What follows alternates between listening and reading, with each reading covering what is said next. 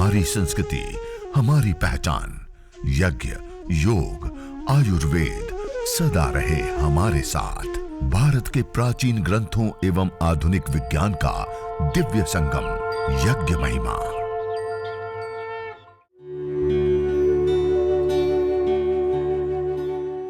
भारतीय संस्कृति में यज्ञ, योग एवं आयुर्वेद जैसी अमूल्य विद्याएं हैं, जिसका मूल है वेद। इतिहास की ओर दृष्टि डालें तो भगवान राम, भगवान कृष्ण से लेकर राजा महाराजाओं, ग्रामवासियों व अरण्यवासी ऋषियों की कुटियों तक नित्य व नैमित्तिक यज्ञों का प्रचलन देखने को मिलता है। ओम अग्नये स्वाहा इदमग्नये इदन्न मम। ओम सोमाय स्वाहा इदं सोमाय इदन्न मम। ओम प्रजापतये स्वाहा इदं प्रजापतये इदन्न मम। ओम इंद्राय स्वाहा इदमिंद्राय इदन्न मम। यह 4 आघारा वाज्य भाग आहुति, घी की विशेष आहुतियां हमने प्रदान की। यह 4 आघारा वाज्य भाग आहुति देने के पश्चात अब जो हमारे पास जड़ी बूटियां हैं, हवन सामग्री है, उस हवन सामग्री के साथ हम आहुति प्रदान करेंगे। मध्यमा, अनामिका और अंगुष्ठ, ये जो 3 उंगलियां हैं, उसमें इस प्रकार से हवन सामग्री हम हाथ में लेते हैं और स्वाहा बोलते तब इस प्रकार से समर्पण मुद्रा में आहुति देते हैं। ऐसे ही लेते हैं और ऐसे देते हैं। ऐसे उल्टा हाथ रख करके ऐसे आहुति नहीं देते, ऐसे आहुति नहीं देते, ऐसे उल्टा हाथ रख करके ऐसे आहुति नहीं देते। इस प्रकार सीधा हाथ रख करके ऐसे आहुति देते हैं। 3 उंगलियां, मध्यमा, अनामिका और अंगुष्ठ। दूसरा, श्रु पकड़ने का भी एक ढंग होता है। इसको पहले जब हम लेखनी पकड़ते हैं, ऐसे आप पकड़ लीजिए, पेन पकड़ते हैं ऐसे। ऐसे पकड़ने के बाद प्रथम उंगली को ऐसा सीधा कर दीजिए और जो मध्यमा उंगली है, बड़ी उंगली है, उस बड़ी उंगली मध्यमा उंगली के प्रथम छोर पर इस डंडी को हम रखते हैं और दूसरी अंगुष्ठ और प्रथम उंगली की जड़ में इस प्रकार से हम श्रु को रखते हैं। इस प्रकार श्रु को पकड़ा जाता है और टाइट पकड़ते हैं और प्रथम उंगली को सीधा रखते हैं। प्रथम उंगली का प्रथम जोड़ और अंगुष्ठ और प्रथम उंगली के मूल में दंडी, और इस प्रकार। और जब ओम का उच्चारण करते हैं तब इस प्रकार से ऐसे घी भरते हैं और जब मंत्र के अंत में स्वाहा बोलते हैं तब हम आहुति देते हैं।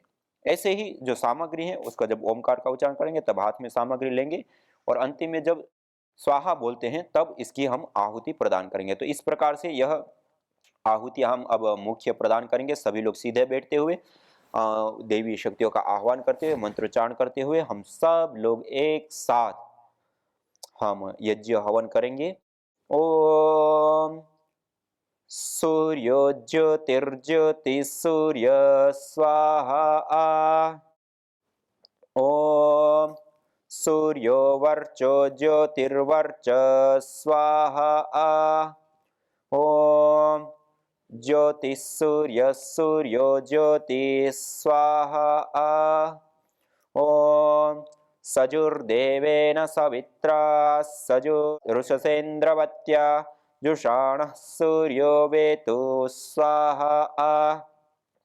यह प्रातःकालीन विशेष 4 आहुतियां हमने प्रदान की। ऐसे ही जब हम सायंकाल को यज्ञ करते तो सायंकालीन विशेष 4 आहुतियां होती हैं। ओम अग्निर्ज्योतिर्ज्योतिरग्नि स्वाहा। ओम अग्निर्वर्चो ज्योतिर्वर्च स्वाहा। ओम तीसरी आहुति को मन ही मन उच्चारण करते हुए देते हैं। अग्निर्ज्योतिर्ज्योतिर अग्नि भाग को मन ही मन उच्चारण करेंगे। ओम स्वाहा। ओम सजुर्देवेन सवित्रा सजुरात्रेन्द्रवत्या जुषाणो अग्निर्वेतु स्वाहा।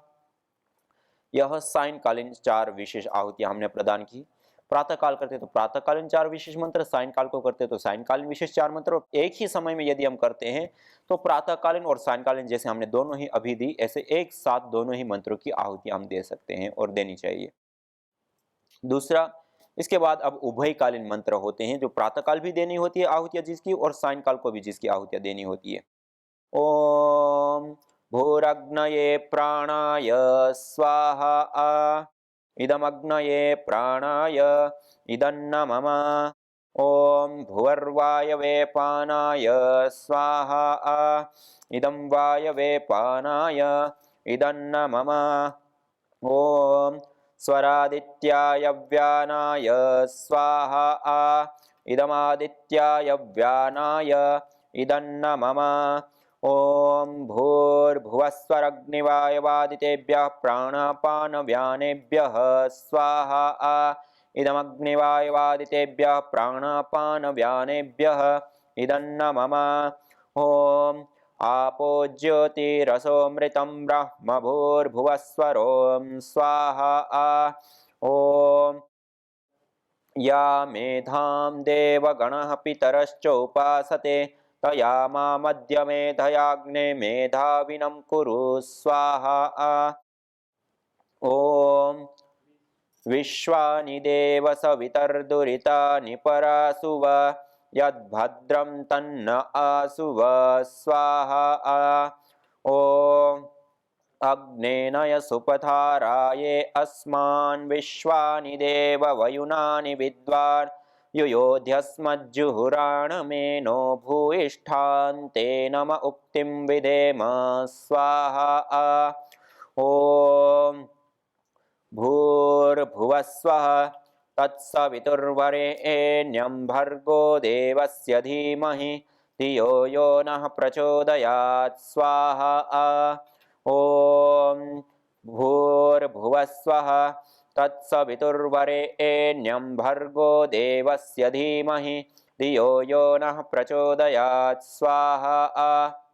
ओम भूर्भुवस्वः तत्सवितुर्वरेण्यं भर्गो देवस्य धीमहि धियो यो नः प्रचोदयात् स्वाहा। ओम त्र्यंबकं यजामहे सुगंधिं पुष्टिवर्धनम् उर्वारुकमिव बन्धनान् मृत्योर्मुक्षीयमामृतात् स्वाहा।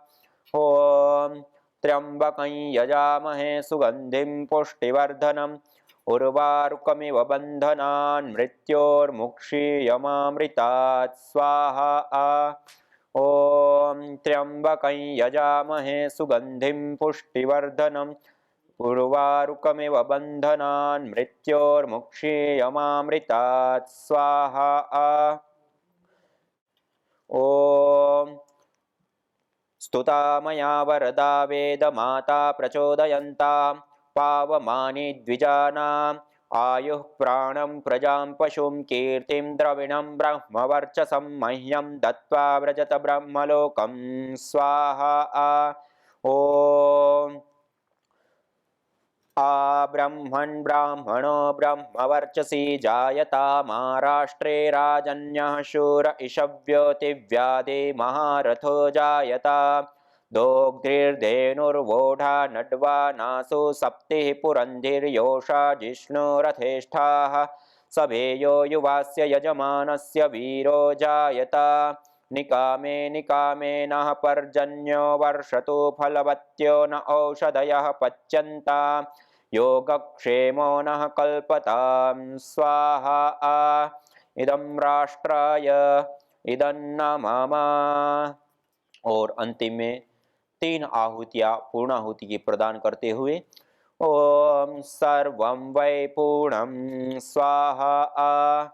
ओम सर्वं वै पूर्णं स्वाहा। ओम सर्वं वै पूर्णं स्वाहा। एक ही मंत्र की 3 बार आहुति, ये हमने विस्तृत विशेष आहुतियां दी स्तुतामया संपूर्ण परिवार के योग क्षेम के लिए, आ ब्रह्मण ब्राह्मणों संपूर्ण राष्ट्र के योग और क्षेम के लिए। इस प्रकार से यह राष्ट्र के योग क्षेम के लिए भी और संपूर्ण परिवार के योग क्षेम के लिए भी, और गायत्री मंत्र, गुरु मंत्र और विश्वानी देव मंत्र से हमने कुछ और विशेष महत्वपूर्ण आहुतियां हमने प्रदान की। तो इस प्रकार से हमें प्रतिदिन इस प्रकार से कुछ विशेष आहुतियां हमें प्रदान करनी होती हैं।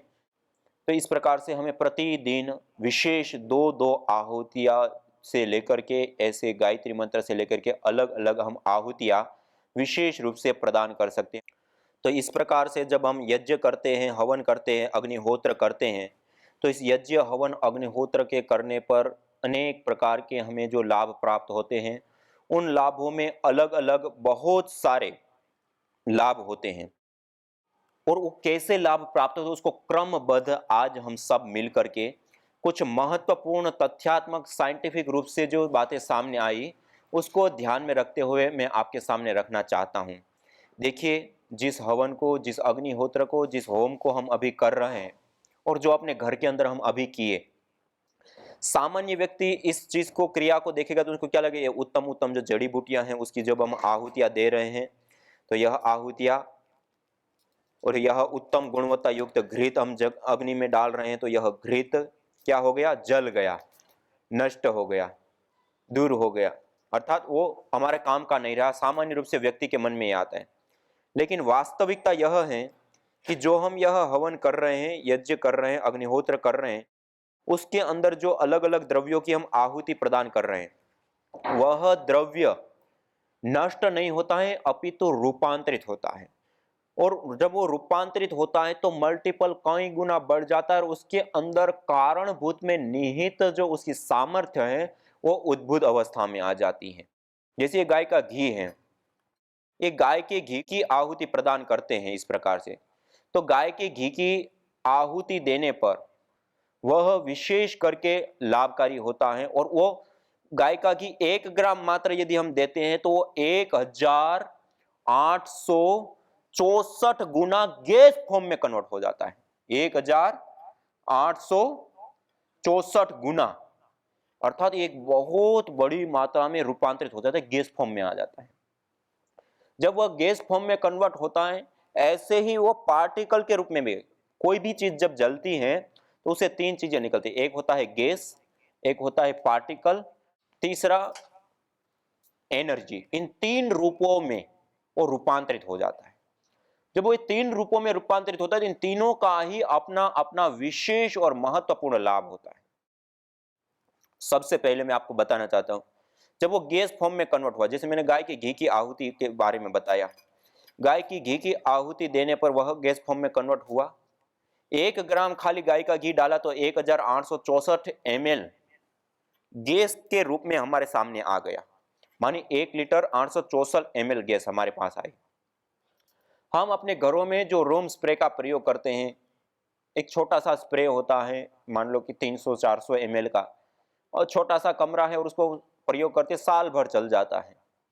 मानी 365 दिन चलने का अर्थ है 365 बार हमने वो कमरे को सुगंध किया वो छोटे से स्प्रे से।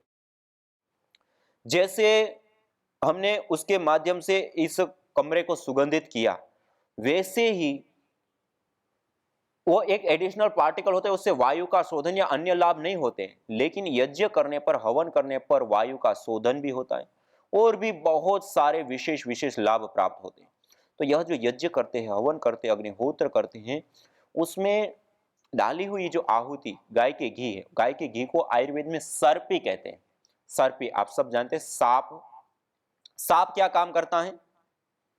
वायुमंडल के जहर को अवशोषित करके वायुमंडल को शुद्ध करने का कार्य करता है, वायुमंडल का शोधन का कार्य करता है। जब वायुमंडल शुद्ध होता है, पवित्र होता है, सुगंधित होता है, तो उस वायुमंडल को विशेष रूप से ठीक करने का कार्य इस यज्ञ के माध्यम से होता है। तो इस प्रकार से हम यज्ञ, हवन, अग्निहोत्र जो कर रहे हैं, इसके अंदर जो आहुति हम प्रदान करते हैं, वह द्रव्य सारे रूपांतरित होते हैं और 3 रूपों में हमारे सामने आते हैं। एक पार्टिकल के रूप में, एक गैस के रूप में और एक एनर्जी, ऊर्जा के रूप में।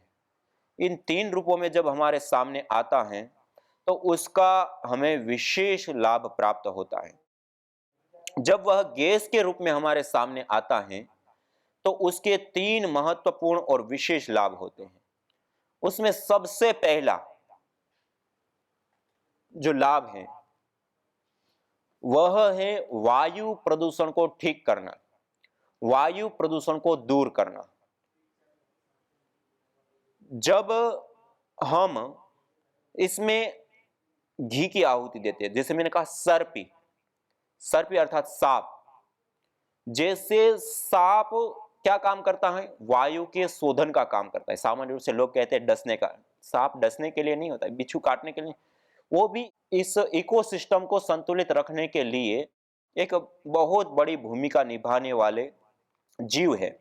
जो जहरीली गैसें होती है, हानिकारक गैसें होती हैं, उन जहरीली गैसों को, उन हानिकारक गैसों को वह प्राणी अवशोषित करते हैं और हमें शुद्ध वायु देते हैं। जैसे पेड़ पौधे कार्बन डाइऑक्साइड को लेते हैं, हम ऑक्सीजन लेते हैं। ऐसे जैसे इंडोर ये पौधे हैं, कुछ इंडोर अलग अलग पेड़ पौधे होते हैं, वो विशेष रूप से घर के अंदर होने वाली फॉर्मल्डिहाइड से लेकर के अलग अलग जो गैसें होते हैं उसको वो ग्रहण करने वाले होते हैं। इस प्रकार से अलग अलग पेड़ पौधे भी अलग अलग गैसें लेते हैं। ऐसे ही हर प्राणी अलग अलग प्रकार की गैसों को लेता है और इस वायुमंडल का संतुलन उसमें बना रहता है। जब यह वायुमंडल का संतुलन बना रहता है तो उससे हमें विशेष आरोग्य और स्वास्थ्य और प्रकृति का संतुलन बना रहता है। तो जैसे सर्पी सांप को कहा, ऐसे ही इस गाय के घी को भी सर्पी कहते हैं। इस गाय के घी जलने पर जो गैसें बनती हैं वो जब वायुमंडल के अंदर आती हैं, तो जैसे सांप जहरीली वायु को पी करके वायु को शुद्ध कर देता है, ऐसे ही यह जो गाय का घी है वह भी इस वायुमंडल का शोधन करने का कार्य भली प्रकार से करता है। और इसी प्रकार से जो हम अलग अलग जड़ी बूटियां औषधियां डालते हैं वो भी इस वायुमंडल का शोधन करने में एक अहम भूमिका निभाती है। यह विषग्न धूप हवन सामग्री आप देख रहे हैं, यह विषग्न धूप हवन सामग्री विशेष करके हमारे प्राचीन ग्रंथ आयुर्वेद ग्रंथ में विशेष रूप से इसका वर्णन हमें प्राप्त होता है कल्प स्थान में। और वहां पे बताए, धूमे अनिले वा विष संप्रयुक्ते है खगाः समार्ता प्रपंति भूमौ। कहा कि जब वायु प्रदूषित हो जाती है, जहरीली हो जाती है, उसमें जहरीले तत्व मिल जाते हैं, तो उसके कारण वायुमंडल के अंदर अलग अलग प्रकार के बहुत सारे विजातीय जो तत्व होते हैं वो बढ़ जाते हैं। जब वो विजातीय तत्व बढ़ने के कारण खांसी, कास जिसको कहते हैं, खांसी, छींक आना, नासिका में जलन और सिर का भारीपन, सिर में दर्द, अलग अलग कई सारी श्वास लेने में तकलीफ, अस्थमा, दमा की प्रॉब्लम होने लग जाती है। और इस प्रकार से कई सारे अलग अलग रोग पैदा होने लगते हैं। तो उस समय क्या करें उस जहरीली वायु को ठीक करने? तो बताया विषग्न धूप। इसके अंदर लाख, हल्दी, अतीस, हरड़, मोथा, नीरगुंडी, इलायची, तमालपत्र, तगर, पुष्करमूल, फूल प्रियंगु, यह कुछ विशेष औषधियां हैं, विशेष जड़ी बूटियां हैं, जिन औषधियों का, जिन जड़ी बूटियों का सम्मिश्रण ये विषग्न धूप कहा जाता है श्रीश्रुत संहिता के अंदर।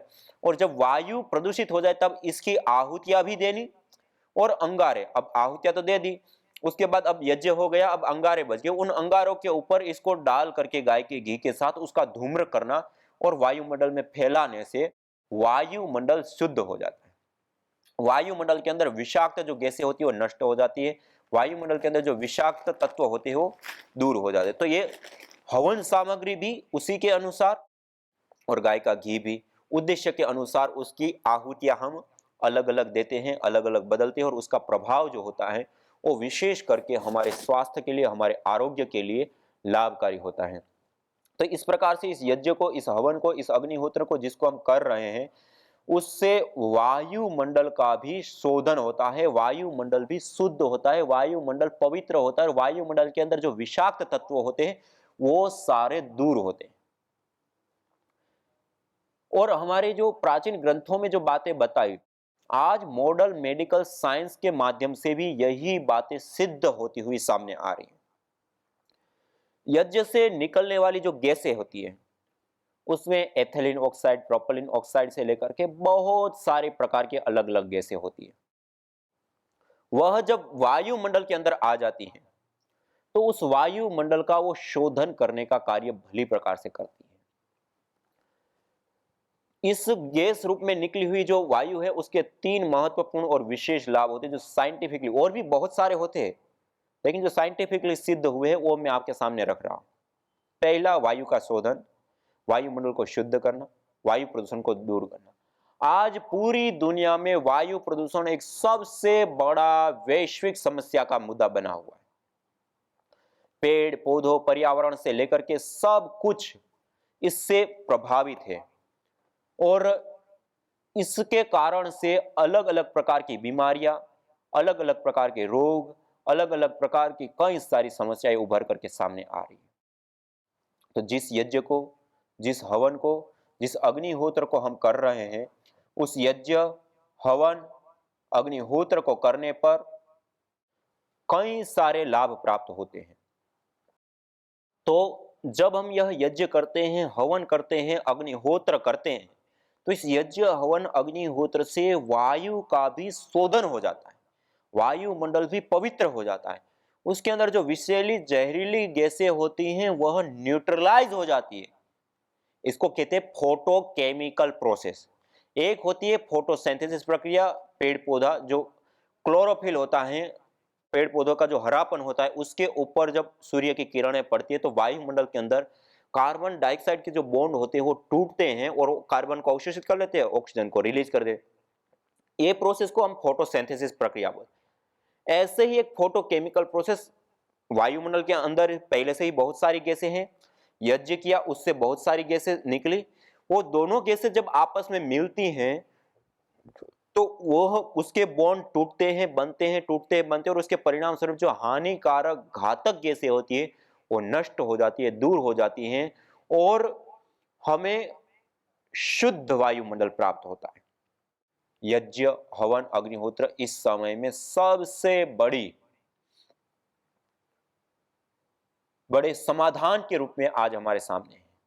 और हमने ये परीक्षण करके पीआरआई में देखा कि जो 2.25 करोड़ लोग जिस मौत के मुंह में समा जाते हैं उसमें जो कारणभूत सबसे मुख्य बैक्टीरिया होते हैं, फंगस होते हैं, उनको हमने लिया, उसको यज्ञ का धूम्र दिया और हमने परीक्षण करके देखा तो पता चला कि वो बिल्कुल किल हो जाते। यदि हम इतना छोटा सा यज्ञ हम स्वयं अपना ले और लोगों को अपनाने के लिए प्रेरित करें तो पूरी दुनिया में 2.25 करोड़ लोगों को मौत के मुंह में जाने से हम बचा सकते।